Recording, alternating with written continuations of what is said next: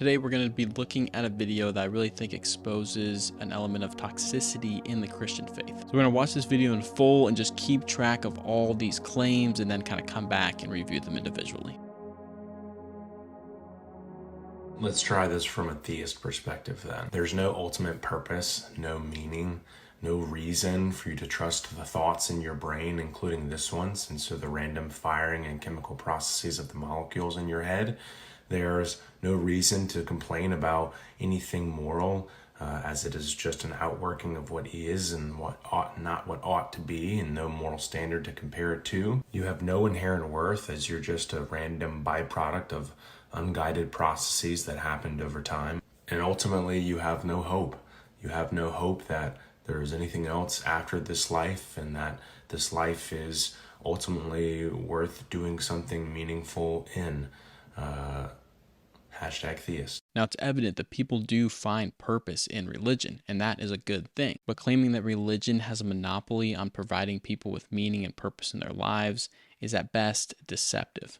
No reason for you to trust the thoughts in your brain, including this one's, and so the random firing and chemical processes of the molecules in your head. Now, the reactions in our brain are not random, and just claiming this shows that this guy has no understanding of how the brain functions. Just think about it for 2 seconds. If the brain really was functioning completely randomly, we wouldn't be able to put together sentences or thoughts. The same people who agree that DNA cannot be the product of random processes will then say that the brain, the most complex thing in the universe, is just acting completely randomly.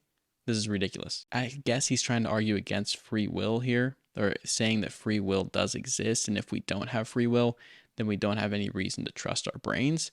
Well, there's a difference between automatic and random. Saying we don't have free will doesn't mean that our brains are working randomly. It means they're working automatically, if that makes sense.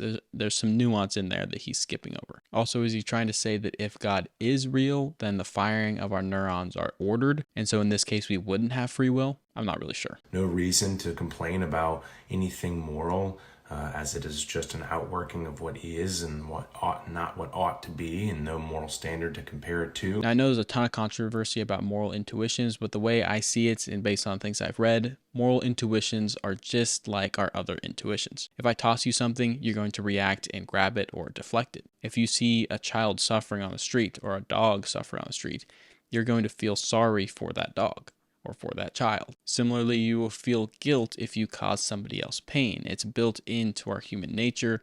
They're intuitions just like other intuitions that we have. Then you also have the issue that if God is this moral lawgiver, you also have to bridge the gap of why should we listen to him? Right? If you're only saying that we shouldn't kill people because God says so, then you also have to prove why we should even listen to him in the first place. You have no inherent worth, as you're just a random byproduct of unguided processes that happened over time. If I hear one more person claim that evolution is an unguided process, I will lose my mind. It's not unguided. The variation part is unguided, as the variation is random, but the environment will select, natural selection, will select the organism most fit, and that will be the one that succeeds and produces the next generation. And perhaps he's mixing up some terms here or just kind of spouting this out quickly and didn't give it much thought.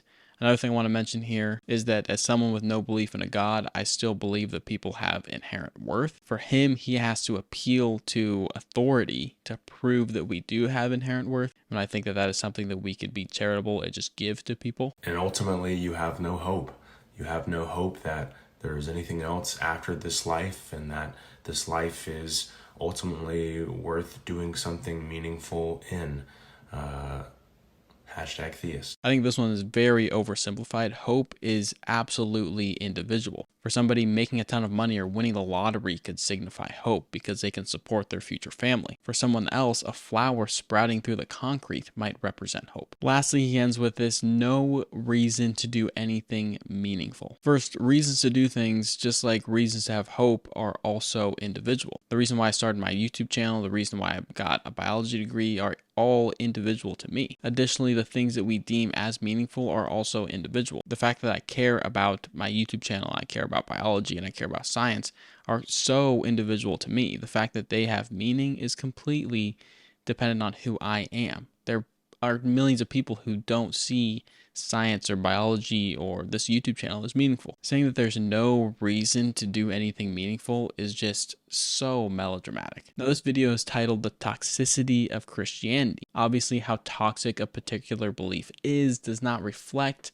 on its validity. Nonetheless, I want to take some time to talk about how toxic this can be. What we've seen in this video is a Christian leveraging their worldview to create a bunch of fallacious black and white fallacies. He is claiming that religious belief in and of itself is hopeful and meaningful. It's the only way to have hope and to have meaning in your life. This attempt to monopolize innate human desires and behaviors is not only coercive, but it's manipulative. Why claim that only your specific belief can bring people joy and happiness and meaning? And then at the other end say you will be doomed to eternal punishment if you don't believe in what I believe. You don't see atheists tossing out these massive, unfounded claims. In fact, you see quite the opposite. I'm openly aware and accepting of the fact that religion is meaningful to billions of people.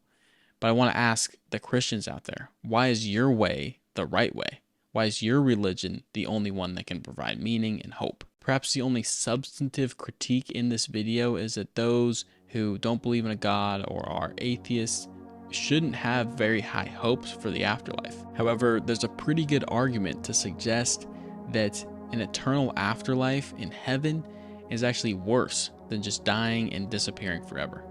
Check out the video I did on this topic here.